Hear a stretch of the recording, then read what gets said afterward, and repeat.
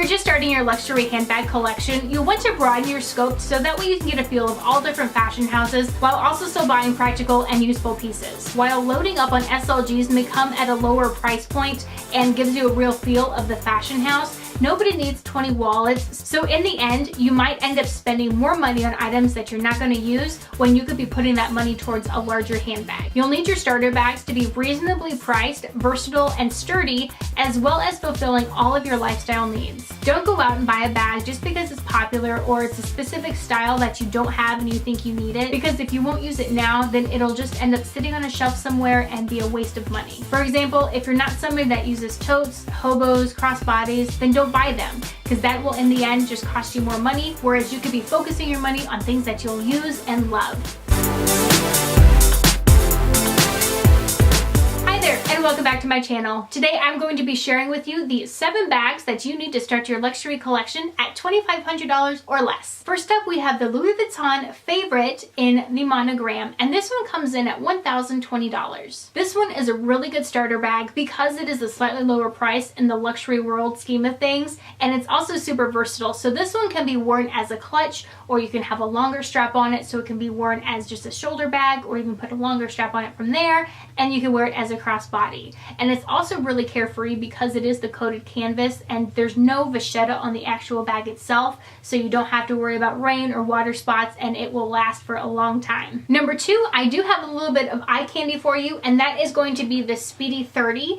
And for a starter bag, I would recommend going with a classic bag, or if you are somebody who's just not into handheld carry-only bags, then go ahead and get the bandolier bag. The bandolier is going to be a slightly higher price point, but with just the classic style bag without the bandolier, these ones also come in at $1,020. And these ones are really great starter bags because these ones will also stand the test of time. They'll never go out of style. They hold a ton. Like, the interior storage capacity of these is huge. And they also stand up to wear and tear very nicely because, again, it is that coated canvas. Now, the Damier Azur, which is what this one is in, is not going to be quite as carefree as one of the darker, like the monogram or the Damier Ebene, but it is still really nice and pretty and will stand up to any scratches and wear and tear on the corners and things like that. Next up, I have the Louis Vuitton Neverfull, and this one comes in at $1,320. This is the absolute perfect tote, and of all of the bags I have on the list, this one holds the most. So this one is in the MM size,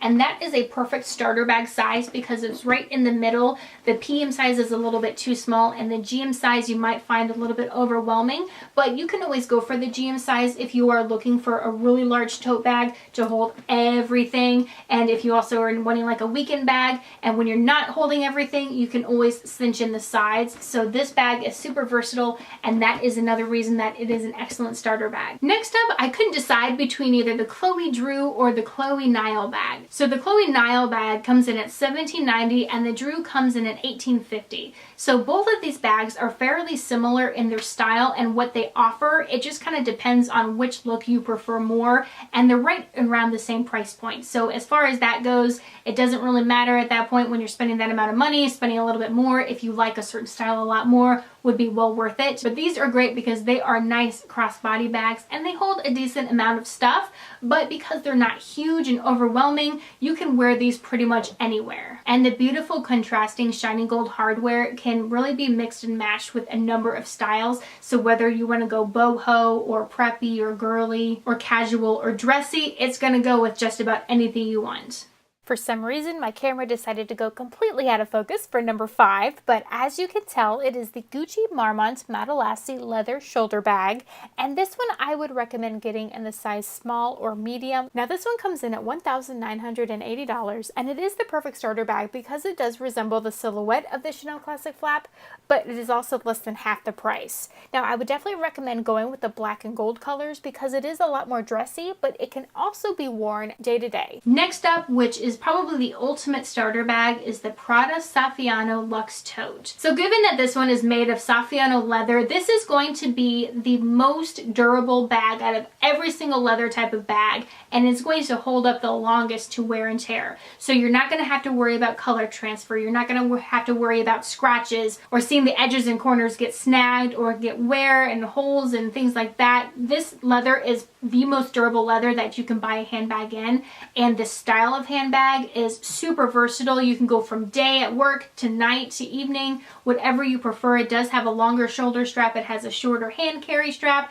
And so this bag is the whole package. If you had to buy just one luxury bag, I would definitely recommend this one, especially if it is your first luxury purchase. And then for number 7 of the bags to start your luxury collection, I would highly recommend the Chanel Walk. Now this is the highest price point of all 7 of them. This one comes in at $2,500, but it is well worth it because it is a Chanel, and you would be really hard pressed to find another Chanel at this price point that is going to give you the quality and classic style of the Walk. So I would recommend going with this particular one in a caviar, especially if it is your first, so that way you can really get a feel of the fashion house, you can get a feel of the style, how you're going to wear it, and it is going to be a lot more durable than the lambskin. Now the lambskin is definitely beautiful and it is much more resilient than a lot of people think, but since it is your first bag in your first starting collection, I would go with the caviar just so that way you're less worried about it. You don't have to worry about every single little nick and tear, because you want to enjoy your bags, especially starting out.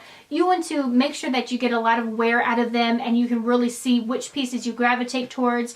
And once you've decided which fashion house you really like or which style of bag, which leather, then from there you can really focus on that particular niche and expand your collection that way. This one is a perfect entry-level piece with functionality, and you can go from day to evening. So you can wear this during the day running errands, or you can tuck in the chain, wear it as a clutch as an evening bag, or it is small enough to just wear it over your shoulder as an evening bag as well. So the functionality, the versatility, the durability of this one cannot be beat. And it is also a Chanel. Now, I know that I started out with only the 7 bags under $2,500, but if you really are looking to expand your collection or start your collection, there are a couple of other bags that are slightly higher than that $2,500 price point that I did want to include, just so that way you are aware of them and know that they're out there and as an option to start your collection with. So first up for this extended edition, I have the Yves Saint Laurent Sac du Jour, and that means bag of the day. So this is kind of the ultimate Birkin-esque bag that you can wear with just about anything. This can be your everyday bag. And if you do end up getting this in the pebbled leather, I would probably recommend getting it in the black, just so that way you don't have to worry about color transfer